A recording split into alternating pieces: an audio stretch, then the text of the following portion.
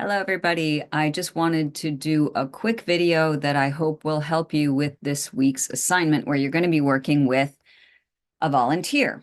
So I just did this actually with a client last week using a polarity map to help him work through an issue that he was not sure about. And so that's going to be the first thing that you're going to do besides getting a volunteer. Let's start there. If you have a volunteer already, great. If you don't have a volunteer, I highly suggest that you go on Yellow Dig and see who else might need a volunteer, and then you guys can do an exchange, right? One person plays the coach and the other plays the client, and you switch, and then you both get your work done. So it's really not that hard to do. But yes, so you're going to sit with your client and figure out what is the issue that they're working on. Okay, so let me share and this is real, right? So I want you to know that this works. I was so impressed. Hang on one second. Let me bring up the map. Okay. So what I want you to see, don't get overwhelmed. This is what my client was working on. He wants to balance being there for himself, being true to himself, and being there for his two small children. He has two kids. One is 3 and one is just turning 1. So he's really stressed about this. So this is important. We start here. What is the problem? Don't be reading around yet.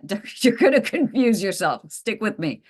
So these are the two issues he's balancing. So we started over here.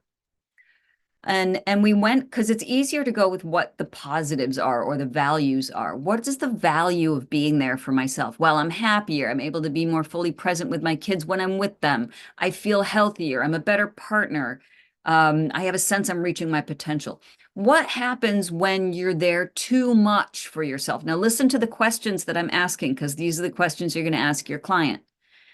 What happens when you're too much there for yourself? Well, I feel selfish. I might feel guilty. I'm not there for my kids. It looks like I care more about myself than them. My kids might feel neglected. Beautiful. Bang. We go over to the other side. What happens when you're there for your kids? What's some positives? Well, I get to spend time with them. I have an influence on who they are. I feel I feel love from them. I feel joy in having them look to me in their lives. I feel I'm needed and I'm doing a good job. And then if I'm there too much for my kids, they become too dependent on me. I feel like I've neglected myself. I get unhealthy and out of shape because I'm not working out, you know. I fail to show up as a good parent because I haven't cared for myself, right? So then we go to what's your highest hope, deepest fear? You can ask these, by the way, as soon as you decide what the polarity is. But I really think sometimes it helps to get these parts out so that they can really think about, okay, what do I really care about? So his deepest fear is that his children are going to grow up feeling lonely and not important and won't turn to him or him and his wife for their needs and attention. His highest hope is to be genuinely close to both his children, to have them be comfortable coming to him with issues and feel safe and supported and valued, feeling the warmth of home when they're with him. These are his words, yeah? So now we'll go to, well, all right, so let's look at being there for yourself. And so this is a good thing to do. Review the positives, the negatives, or the values or the fears. How will you know when you're there for yourself too much? Well, the kids will begin to favor Annika, his wife. The kids will no longer be asking him to do things. There'll be just changes in how the children will react to him. Okay, those are warning signs, right?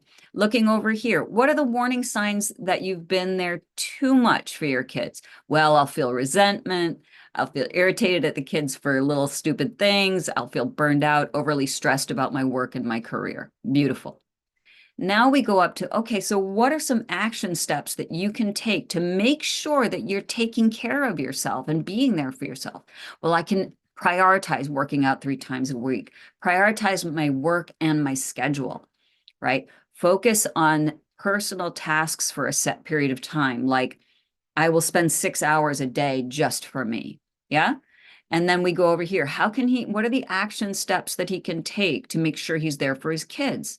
Spend time with the kids outside of the house, leaving the phone at home. How beautiful is that when they're out? Managing the clock, controlling this kid's schedule, right? And this actually works, as you can see with the action steps over here. If he manages the kid's schedule, then he's going to have more time to prioritize his own schedule, right? Ask the kids about their lives, engage with them, and then use active listening and uninterrupted time where he's focused truly on them. And he won't be able to do that unless he is prioritizing himself. So there's a balance, you see? So that's what I want you guys to think about when you do this with your clients. Okay, so there are two parts of this assignment. There's walking them through, just like I did. I asked him all of those questions, right? And we came up with these answers.